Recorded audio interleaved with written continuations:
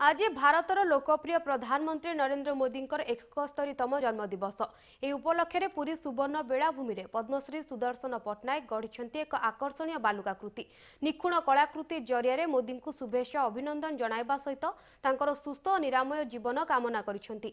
शह शह सामुद्रिक शामुका और अन्य सामग्री व्यवहार करी टन टन बाली रे गढ़िथिबा ए बालुकाकृति प्रधानमंत्री उद्देश्य प्रदर्शित करा जायछि।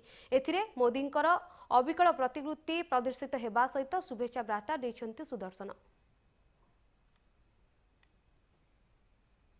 प्राइम मिनिस्टर नरेंद्र मोदी जी जन्मदिन उपलक्षे आमे बालुका चित्रकलार एक इनस्टलेशन करिछु, जो कि बालुका चित्रकला सह प्राय 2035 सी सेल को आमे यूज करी बर्थडे गिफ्ट तैयारी करछु। आमर बालुका चित्रकला द्वारा बहुत बहुत अभिनंदन महाप्रभु जगन्नाथ प्रार्थना करुछु। से दीर्घायु हंतु एवं सुस्थ रहंतु।